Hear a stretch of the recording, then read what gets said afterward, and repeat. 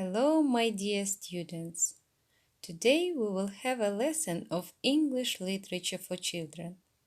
And the theme of our lesson is Hans Christian Andersen and his fairy tales. Aims of our lesson is to teach students how to recognize elements of a short story. Objectives of the lesson. Student will achieve a better understanding of the story The Little Match Girl by Hans Christian Andersen through learning literary devices and terms used for analyzing stories. They will also learn how to analyze the relationship between characters and events in the story using these literary devices.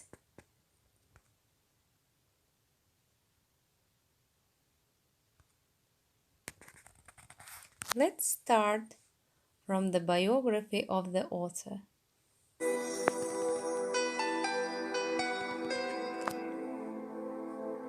Hans Christian Andersen was born on April 2nd in 1805 in Odense, Denmark. His father was a shoemaker and his mother was a washwoman for wealthy families. Hans was always different from the other boys. He made up stories, created paper dolls and puppets.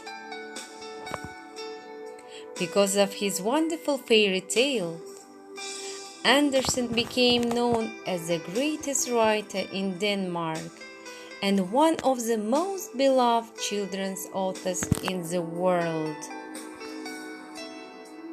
His first book of fairy tales is Stories Told to Children, was published in 1835. In his lifetime, Andersen wrote more than 150 fairy tales, and his stories have been translated into over 100 languages.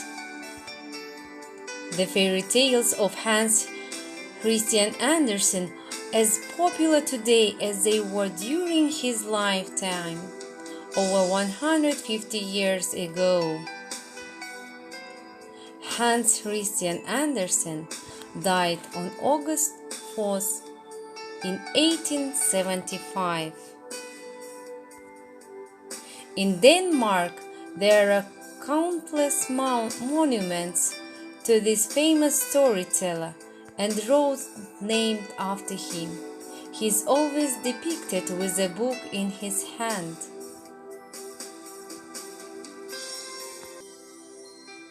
And now we will watch the cartoon of the Little Match Girl. Before watching, we will discuss some questions. Have you ever seen underage children selling items on the street in today's society?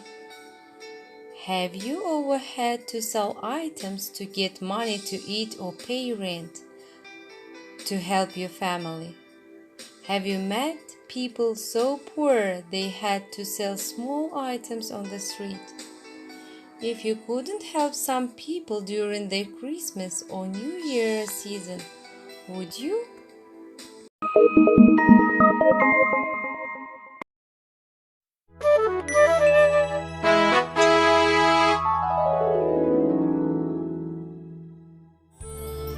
This is the story of a poor young girl who sold matches in the street.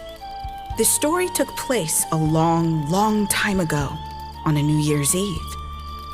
It was snowing heavily and it was severely cold outside. In the cold and the darkness, there walked along the street a poor little girl. She had no extra clothes to cover herself from the cold. And she had no shoes to save her feet from the freezing cold. She had slippers on when she left home, but they were much too large for her feet. They were her mother's slippers. She sold matches for a living. That day, she left home to sell matches on the street as usual. Oh God, it is snowing heavily. It is too cold today. What will I do? If I don't go to sell matches, my family will not be able to buy food. She decided to brave the cold and sell matches.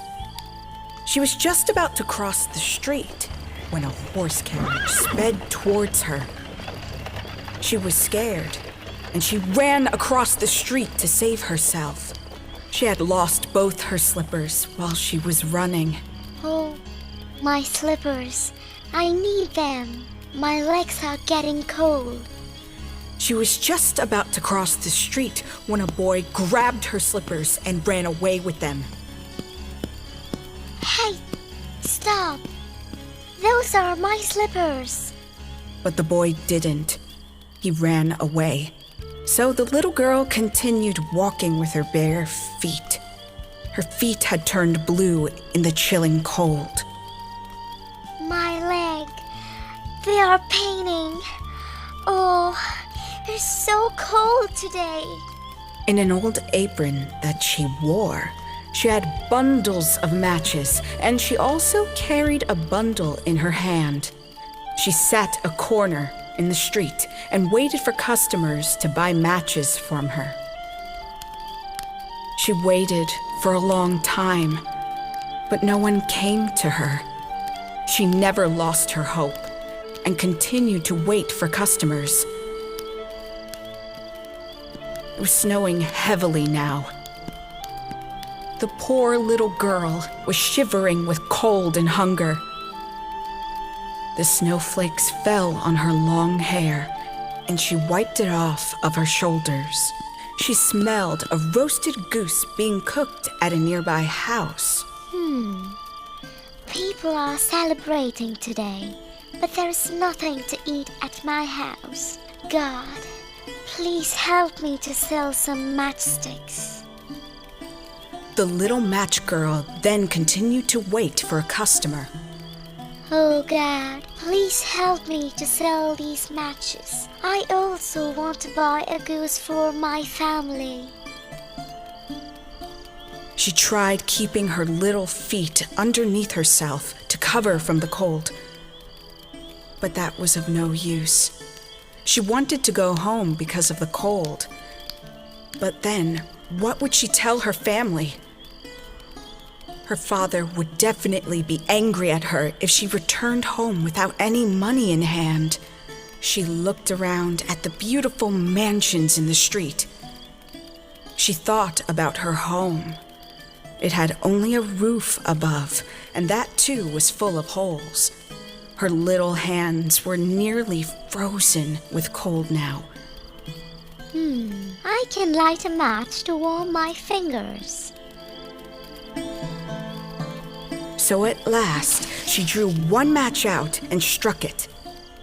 It gave out a warm, bright flame like a little candle, and she held her hands over it. The fire warmed her fingers. Oh, it feels so good. I'm getting better now. But once the flame went out, she started feeling the cold again. So she rubbed another match against the wall. It burned brightly. Then a miracle happened. She could see through the wall where the light of the match fell. She could see what was going on inside the house. She was being pushed into the world of fantasy. She could see everything in that room. There was a white cloth spread on the table, and there were some nice plates arranged on top of it.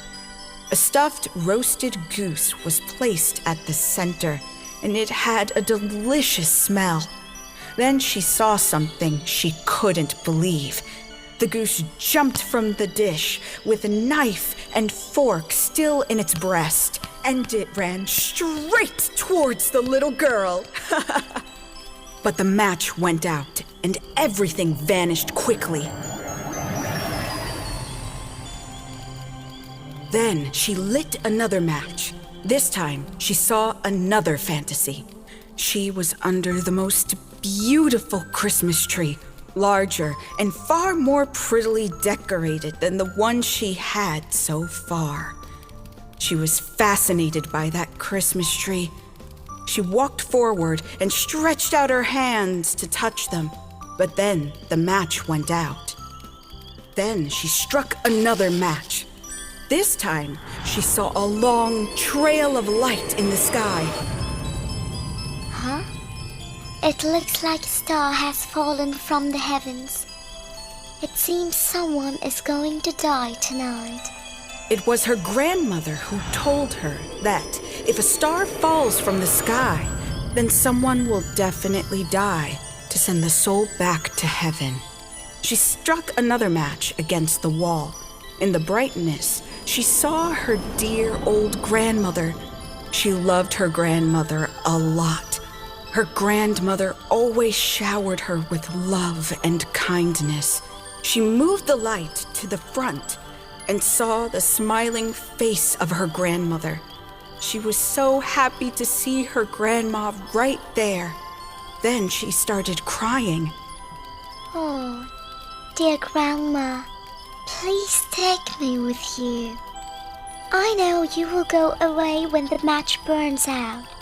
You too will vanish, like the New Year's feast and the beautiful Christmas tree. The little match girl didn't want her grandmother to leave. She knew that her grandmother will vanish when the light burns out. So this time, she lit the whole matchsticks together. The match burned a shining light. Grandmother then came close to the little girl. She looked at her with compassion. She took the little girl in her arms and flew up into the sky. They flew far above the earth, away from cold and hunger, to the heavens. The next morning, people gathered around the dead body of the little match girl. She was frozen to death the previous night. Her body was leaning against the wall with a smiling face. People wondered how could anyone die with a smiling face? But no one could imagine the beautiful things she had seen, or how happily she had gone with her grandmother into the heavens.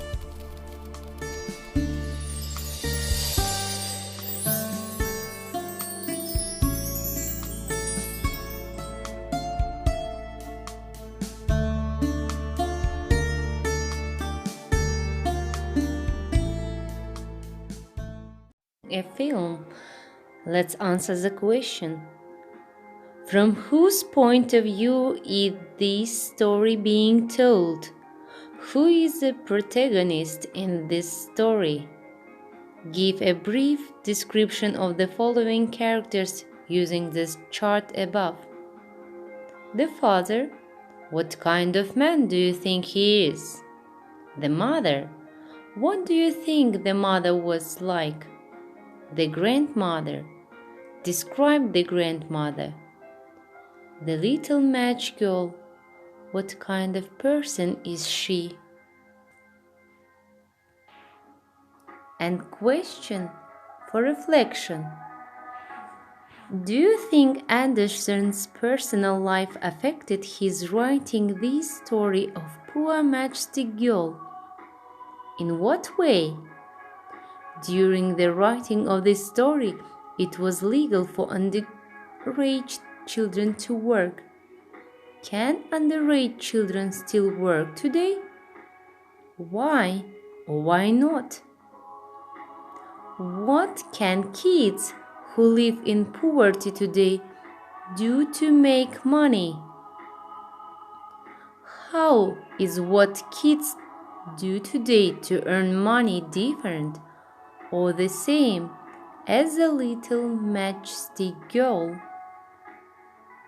If you met little match girl, how do you think you could help her? Dear students, Thank you for your attention. Goodbye.